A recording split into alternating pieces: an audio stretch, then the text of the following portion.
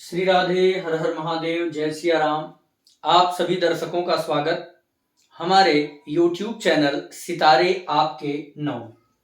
जो भी दर्शक हमें देख पा रहे हैं, अगर आप अपने जन्म कुंडली का संपूर्ण फलादेश सुनना चाहते हैं, हमारे द्वारा फोन पर बात करके अपना संपूर्ण विश्लेषण करवाना चाहते हैं, जन्म पत्रिका के प्रथम भाव से लेकर के पूरे द्वादश भाव का संपूर्ण फलादेश सुनना चाहते हैं, किसी रत्न या रुद्राक्ष से संबंधित जानकारी चाहते हैं, या फिर आप ज्योतिष सीखना चाहते हैं, तो आप हमसे संपर्क कर सकते हैं। हमारा मोबाइल नंबर आप नोट कर लीजिए 7310113939।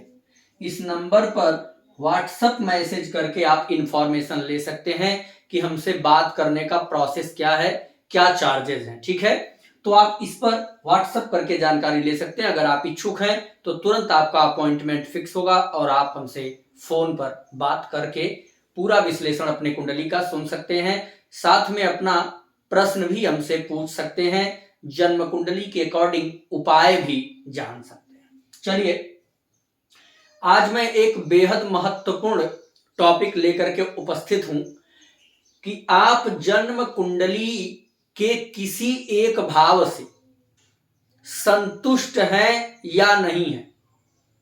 क्योंकि प्रिय दर्शकों, जीवन में संतुष्टि बहुत जरूरी होती है। किसी चीज का मिल जाना बड़ी बात नहीं है, उस चीज को प्राप्त करके आप संतुष्ट किस हद तक। जीवन में अक्सर देखा जाता है, गरीबी से उठा हुआ व्यक्ति अमीरी पर चला गया, पर उसके दिमाग से गरीबी नहीं निकली। उसको सब कुछ मिल गया, लेकिन समाज में सुख और सुकून उसके जीवन से बाहर है। आपको सब कुछ मिल चुका है, फिर भी आप क्या तलाश रहे हैं, आप किसे ढूंढ रहे हैं, क्या खोज रहे हैं।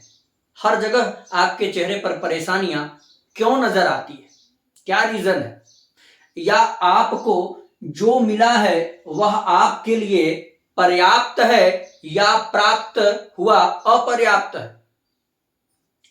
आपको किस चीज से कितनी संतुष्टि मिलने वाली है और किस चीज से आपको कितना फायदा मिलेगा, उससे कितना सुख मिलेगा, इसका विचार आज हम जन्म कुंडली में करने वाले हैं। आप अपने जन्म पत्रिका को खोल लीजिए और आज मैं जो टॉपिक लेकर के आया हूं आपको बताने वाला हूं। जन्म कुंडली में प्रथम भाव से पूरे 12 भाव को अगर हम देखें तो कोई एक भाव किसी न किसी विशेष के लिए बना हुआ है। जैसे लग्न को देखें तो व्यक्ति का चरित्र, व्यक्ति का व्यक्तित्व, व्यक्ति का सर्वांग का विचार यहीं से हो जाता है, उसके पूरे चरित्र का विचार लग्न से हो जाता है। दूसरे भाव से देखें तो धन का विचार, कुटुंब का विचार, बैंक बैलेंस का विचार हो जाता है, पराक्रम का, सुख का। इस प्रकार से प्रत्येक भाव से किसी न किसी खास चीजों का विचार होता है। हम किसी एक भाव को टॉपिक बना लेंगे और उसी भाव का फॉर्मूला सभी भावों पर लागू हो जाएगा। मैं आशा करता हूं कि आप मेरी बात समझ पा रहे हैं। जैसे उदाहरण के लिए हमने एक कुंडली लिया है, उसी प्रकार से उदाहरण के लिए हम इस कुंडली का कोई एक भाव ले सकते हैं। उसी भाव के अनुसार आप प्रत्येक भाव पर यह सूत्र लगा करके अपने जन्म कुंडली के संपूर्ण विश्लेषण को सुन सकते हैं। जैसे जो लोग मैथमेटिक्स पढ़ते होंगे, a+b का होल स्क्वायर एक किसी सवाल पर लगा करके किताब में उदाहरण दे दिया जाता है, पर वही फॉर्मूला हजारों सवालों पर लग करके और उसका निराकरण दे देता है, हल कर देता है। बात समझ में आ गई होगी। तो आज अधिक समय न लेते हुए टॉपिक पर बात करें। इसके पहले आपसे रिक्वेस्ट है कि चैनल को सब्सक्राइब और बेल आइकन प्रेस कर लीजिए। नीचे कमेंट करके आप कम से कम अपना कोई प्रश्न पूछ सकते हैं या अपना परिचय बता सकते हैं कि आप हमें कहां से देख पा रहे हैं। लाइक करने वाले को हम अपना फैमिली मेंबर मानते हैं, यूट्यूब का मेंबर मानते हैं, जो हमें लाइक करते हैं। उन पर हम विशेष कृपा या ध्यान की दृष्टि से रखते हैं कि वो हमारे ऊपर विशेष कृपा कर रहे हैं, जो हमें लाइक करते हैं। उनकी कृपा से ही हमारे चैनल का ग्रो होना निश्चित है। ठीक है, तो अगर आप लाइक कर रहे हो, सब्सक्राइबर हैं हमारे, तो कमेंट भी करिए, सपोर्ट करिए। और आपके लाइक कमेंट करने से मैं आने वाले समय में फ्री सेशन लेता हूं, तो हमें नजर रहता है कि कौन हमें लाइक किया, कौन सब्सक्राइब किया। तो अगर आप लाइव सेशन में आते हैं तो उसका लाभ भी आपको मिल जाएगा। चलिए चर्चा करेंगे। हमने जो टॉपिक रखा है, किससे संतुष्ट, किससे असंतुष्ट। आप जीवन में किस चीज से संतुष्ट होंगे, किस चीज से असंतुष्ट होंगे। तो सर्वप्रथम आज हम आपको उदाहरण के लिए लेने वाले हैं जन्म कुंडली का 7th हाउस। यहां आप देख पा रहे होंगे 7th हाउस से क्या क्या विचार हो जाता है, व्यापार का, पत्नी का, ससुराल का, वैवाहिक जीवन का, और आपके स्वास्थ्य के लिए भी पेट के निचले हिस्से का विचार 7th हाउस से हो जाता है। तो रोग में भी ये इन्वॉल्व रहेगा, साथ ही साथ ये आपका मारक भाव भी। तो हम केवल विशेष अभी मुख्य रूपों में चर्चा करेंगे। हालांकि एक भाव का अनेक कारण है, अनेक भाव का विचार हो सकता है किसी भी एक बिंदु से, लेकिन यह मुख्य रूप से विचारणीय बिंदु है, वैवाहिक जीवन, ससुराल, पत्नी। अब हम आपको बताने वाले हैं कि चाहे आप स्त्री हो या पुरुष हो, क्या आप अपने जीवन साथी से संतुष्ट हैं या नहीं है, इसका विचार कैसे होगा। यह एक काफी विचारणीय बिंदु है, काफी महत्वपूर्ण तथ्य है कि आपका वैवाहिक जीवन कैसा चल रहा होगा, आपकी पार्टनर से आपकी कैसी बनेगी या कैसी बन रही है या फ्यूचर में कैसी बनेगी। तो सबसे पहले सप्तमेश को देखेंगे,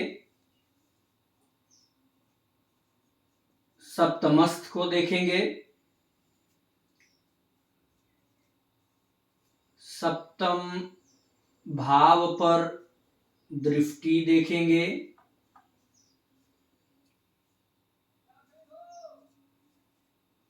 शुभ कर्तरी देखेंगे, और दृष्टि हो गया, सप्तमेश हो गया, सप्तमस्थ हो गया, कारक देखेंगे, भाव कारक देखेंगे। प्रिय दर्शकों, प्रत्येक विषयों पर ध्यान देने के बाद आप निर्णय लेंगे कि यह भाव कैसा है। अगर यह भाव अच्छा मिला, सप्तमेश भी मजबूत मिल जाए, सप्तमस्थ मजबूत मिल जाए, सप्तम भाव पर दृष्टि शुभ ग्रहों की पड़ जाए, या भाव का कारक, किस भाव का कौन सा ग्रह कारक होता है ये हमने आपको बता रखा है। तो किस भाव का कारक ग्रह वह भी अगर मजबूत है तो मान लीजिए वह भाव तो अच्छा हो गया, यानी यहां से एक बिंदु यह मजबूत बन गया कि हम जिस भाव पर चर्चा कर रहे हैं उस भाव में सभी प्लस पॉइंट हमें दिख रहे हैं। अर्थात सप्तम भाव भी मजबूत है, सप्तमेश भी मजबूत है, सप्तमस्थ भी मजबूत है, सप्तम भाव पर दृष्टि भी अच्छी आ रही है, शुभ कर्तरी में भी आ गया। फिलहाल इसमें ऐसा कुछ नहीं, मैं उदाहरण बता रहा हूं, ठीक है। तो मान लीजिए ये सारी चीजें अच्छी मिल गई, लेकिन फिर भी अब आपको समस्या आ रही है। एक उदाहरण भी लेता हूं। मान लीजिए मंगल यहां 15 अंश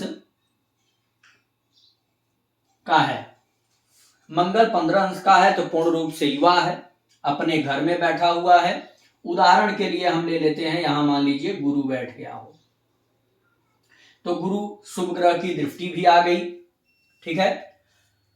अब शुभ कर्तरी में भी बना देता हूं, मान लीजिए यहां चंद्रमा आ जाए, यहां शुक्र आ जाए,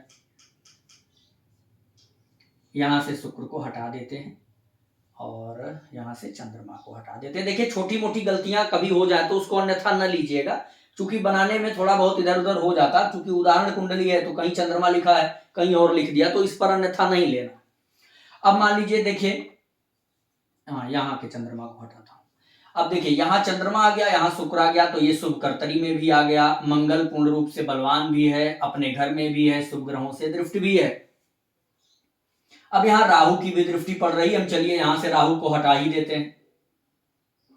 चलिए राहु केतु को हम यहां कर देते हैं, ठीक है। अब किसी प्रकार का नुकसान इस भाव पर हमें नहीं दिख रहा, यानी यह भाव पूर्ण रूप से स्पष्ट हो गया। तो क्या इतना देख लेने मात्र से ही हम वैवाहिक जीवन को अच्छा कह देंगे?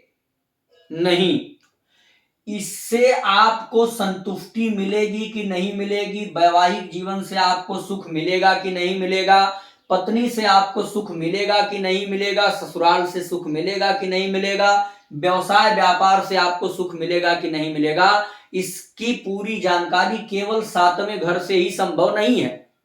क्या क्या देखना पड़ेगा? अगर इस भाव से आपको संतुष्टि या सुख चाहिए तो इस भाव से 4 घर आगे जाना होगा, क्योंकि नियम है लग्न से चौथा घर सुख का है, संतुष्टि का है। अब चलते हैं, यहां 7वें घर से चौथा घर देखना है, 1 2 3 4, अर्थात वैवाहिक जीवन से आपको संतुष्टि रहेगी कि नहीं रहेगी, पत्नी से आप संतुष्ट रहेंगे या नहीं रहेंगे, आप अपने पति से संतुष्ट रहेंगे या नहीं रहेंगे, यह निर्धारित करेगा जन्म पत्रिका का 10वां घर। क्यों? क्योंकि 7वें घर से ये चौथा घर पड़ जाता है। अब यह भाव अगर मजबूत हुआ और आपके 10वें भाव में पीड़ा दिखने लगी, मान लीजिए यहां कुंभ राशि है, कुंभ राशि में कौन बैठ जाए? चंद्रमा बैठ जाए, चंद्रमा बैठे हो, ऊपर से यहां से शनि की दृष्टि पड़ जाए, ठीक है, और चंद्रमा यहां पर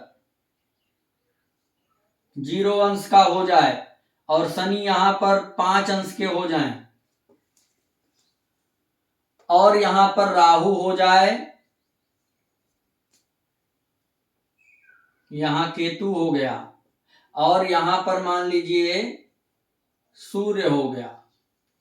अब क्या हुआ कि आपका 10वां भाव पाप कर्तरी में भी आ गया, चंद्रमा पर शनि की दृष्टि भी पड़ गई, चंद्रमा 0 अंश का हो गया, और चंद्रमा शत्रु राशि में भी बैठा हुआ है, तो इस भाव का स्वामी भी पीड़ित है, ये भी शत्रु राशि में है, ठीक है। माने मेरे कहने का इतना तात्पर्य समझिए कि अगर 7वां भाव पूर्ण रूप से अच्छा दिख रहा है तो इसी को देख करके आप वैवाहिक जीवन में संतुष्टि का कारण नहीं बता सकते, 10वां भाव को देखना जरूरी होगा वैवाहिक जीवन के संतुष्टि के लिए। अब जैसे उदाहरण के लिए लीजिए, मान लेते हैं कि किसी व्यक्ति को पता करना है कि क्या मैं अपने धन से संतुष्ट रहूंगा, तो धन का भाव कौन है?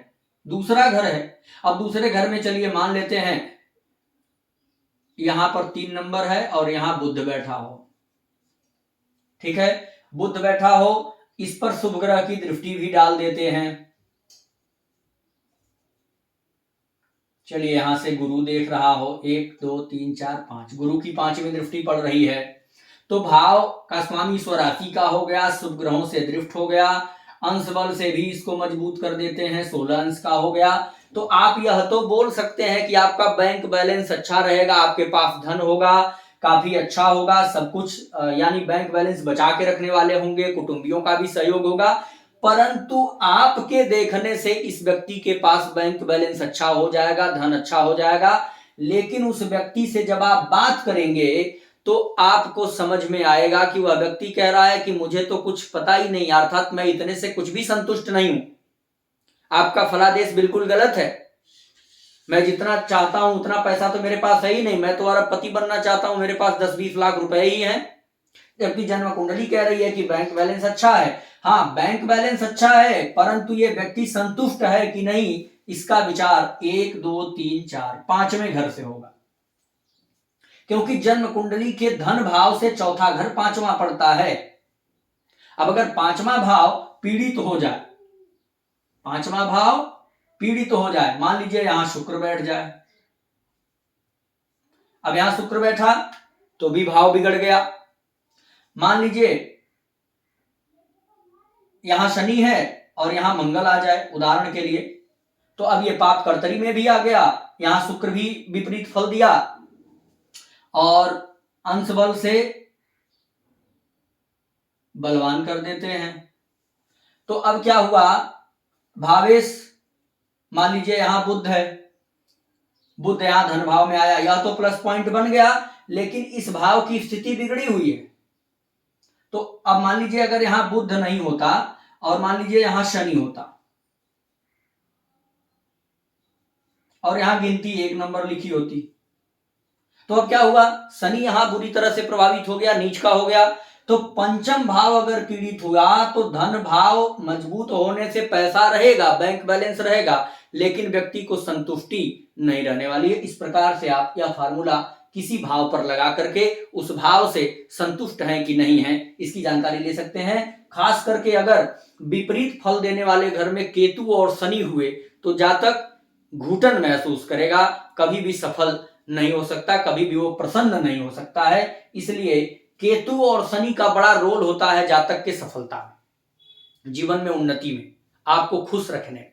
ये 2 ग्रह यदि पॉजिटिव हों और अच्छे रिस्पॉन्स दे रहे हों तो जीवन में धीरे धीरे बहुत तरक्की आपको मिल सकती है। किसी प्रकार की जानकारी के लिए दिए गए नंबर पर व्हाट्सएप करके इंफॉर्मेशन ले सकते हैं। चैनल को प्लीज शेयर और सब्सक्राइब अवश्य करें। जय श्री राम।